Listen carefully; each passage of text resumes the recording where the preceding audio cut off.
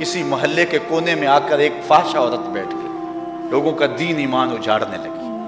کسی نے کہا بایزید تیرا شہر لٹ رہا ہے، جس کو تو اشکوں سے سیراب کیا تھا اور سجدہ آئے سحرگاہی سے جس شہر کو نور بخشا تھا، تیرا شہر لٹ رہا ہے۔ کہا کیا ماجرا ہوا؟ لوگوں نے کہانی سنائی۔ بایزید بسطامی صبح مصلی اٹھایا اور جا کے اس فاحشہ عورت کے دروازے پہ مصلی بچھا دیا۔ اب جو بھی گاہک آتا بایزید بسطامی کو بیٹھا ہوا دیکھ کے راستہ بدل لیتا۔ اس نے انتظار کیا، رات کے اندھیرے گہرے ہو گئے، آج کوئی گاہک ہی نہیں آیا۔ اس نے کھڑکی سے جھانک کر کے دیکھا ایک بوڑھا بابا بیٹھا ہوا ہے، ہاتھ میں تسبیح ہے، مصلی بچھایا ہوا ہے۔ نیچے اتر کر کے کہا بابا اللہ کو یاد کرنے کے لیے اور تھوڑی جگہ ہیں، تجھے میرے گھر کی گلی ہی ملی، میرا راستہ روک لیا۔ بابا کہنے لگا کیا مسئلہ ہے تجھے؟ کہا میرے گاہک رکے ہوئے ہیں۔ کہا آج میں تیرا گاہک ہوں، بتا تیری رات کی قیمت کتنی ہے؟ اللہ اکبر۔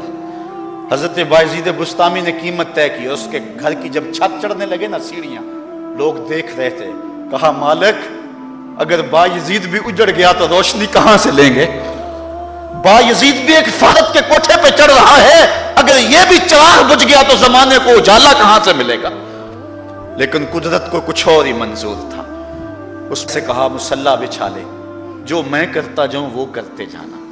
پہلے وضو کیا، اس نے بھی کیا، پھر مصلی پہ آئے، وہ بھی پیچھے کھڑی ہو گئی۔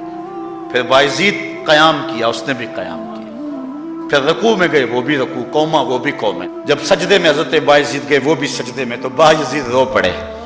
کہا مالک بایزید کا اتنا ہی کام تھا کہ اس کا سر تیری چوکھٹ تک جھکا دے۔ مالک یہاں تک لانا میرا کام تھا، دل کی دنیا بدلنا تیرا کام ہے۔ جب وہ سجدے میں جا رہی تھی تو فحشا تھی، جب سر اٹھایا وقت کی بلیا بن چکے تھے۔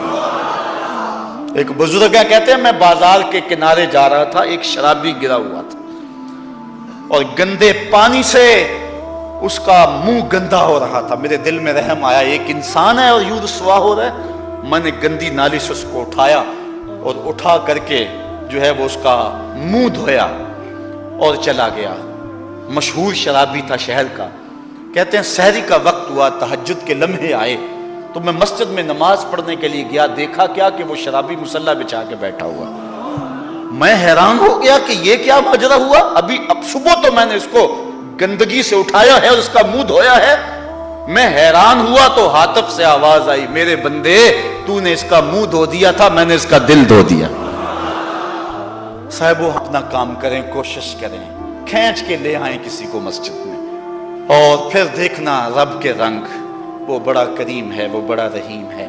آئیے آج کی اس مجلس میں ہم یہ عزم لے کر کے جائیں۔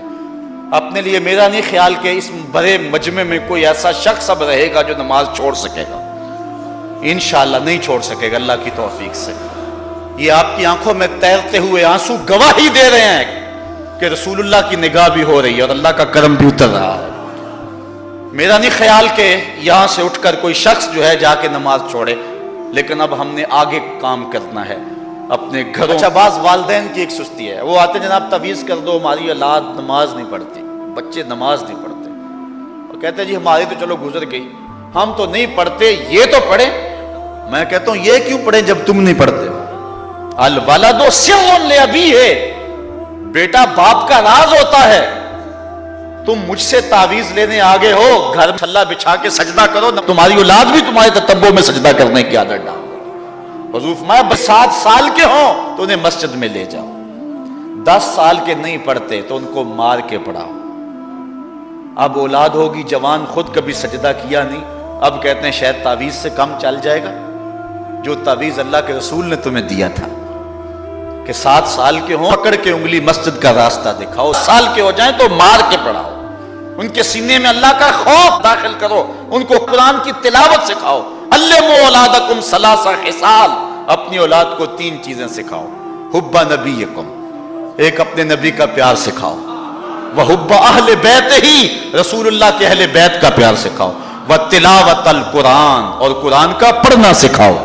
چھین لو سیڑھیاں ان کے ہاتھوں سے گانے والی، چھین لو ان کے ہاتھوں سے جو ہے وہ ناول، اور ان کے ہاتھ میں قرآن دے دو۔ کتنے خوش نصیب دن تھے، گلیوں سے گزرتے تھے، گھروں سے قرآن کے پڑھنے کی آواز آتی تھی۔ آج پاپ میوزک کی صدائیں تو آتی ہیں، آج قرآن کی آوازیں نہیں آتی. تو یہ عجیب ہے جی، ہم نہیں پڑھتے یہ تو پڑھے. میں کہتا ہوں یہ کیوں پڑھیں جب تم نہیں پڑھتے ہو؟ تمہارے اوپر کیا اب فرض ساقط ہو چکا ہے بڑھاپے کی وجہ سے؟ تم بوڑھے ہو کے نہیں پڑھتے ہو، تمہاری اولاد تم چاہتے ہو جوانی میں پڑھ لے؟ تم خود اللہ کے حضور سجدہ کرو اور پھر دیکھنا تمہارے تتبع میں، تمہاری اتباع میں تمہاری اولاد بھی تمہاری پیچھے پیچھے ہوگی. اللہ اکبر. صاحب اس عنوان سے کہنے کے لیے بہت کچھ ہے. اللہ تعالیٰ جل شانہ حکمتیں عطا فرمائے. اعلیٰ حضرت سے دو لوگوں نے فتویٰ پوچھا. بریلی کا ایک محلہ ہے، محلہ ذخیرہ، اس میں ہادی اسد اور قرب محمد نامی لوگوں نے تنظیم بنائی نماز کی دعوت کے لیے. کچھ لوگ ان کی بات کو نہ سنتے. اعلیٰ حضرت سے استفتاء کیا، فتاوی رضویہ کے اندر موجود ہے کہ ہم نماز کی دعوت دیتے ہیں، کچھ لوگ اس کے باوجود نہیں آتے، تو حکم شرعی کیا ہے؟ تو اعلیٰ حضرت فرماتے ہیں کہ پہلے تو نرمی سے انہیں سمجھائیں، آؤ نماز کی طرف. نہیں مانتے، مؤثر لوگ ڈالیں جو ان کو کہیں. یہ تھے ہمارے کرنے والے کام. ہم کن جھگڑوں میں پڑے ہوئے ہیں؟ مؤثر معاشرے کے لوگ تلاش کریں اور ان کو سمجھائیں، جن کی وہ مانتے ہیں، ٹالتے نہیں، ان سے سمجھائیں ان کو. اور فرماتے ہیں اگر ان کے سمجھانے سے بھی نہیں سمجھتے تو فرمایا فتویٰ پھر یہ ہے ان سے بائیکاٹ کر دیں، ان سے ترک کلام کر دیں، ان سے گفتگو چھوڑ دیں. ہم نے تو کبھی بیٹوں سے نہیں چھوڑی گفتگو. بیوی بے نماز ہو، ہم ہر شے بیوی سے منوا لیتے ہیں. کبھی کہا تیرے ہاتھ کی پکی روٹی نہیں کھاؤں گا اگر تو نماز نہیں پڑھتی؟ کبھی بیٹا کہے امی تو نماز نہیں پڑھتی، میں تیرے ہاتھ کی روٹی نہیں کھاؤں گا. جو ماں بیٹے کے لیے سب کچھ کرتی ہے، کتنے دکھ جھیلتی ہے، کسی کے گھر کے برتن مانجنے پڑے وہ بھی مانجتی ہے، کیا بیٹے کی خواہش پہ نماز نہیں چھوڑ دے گی؟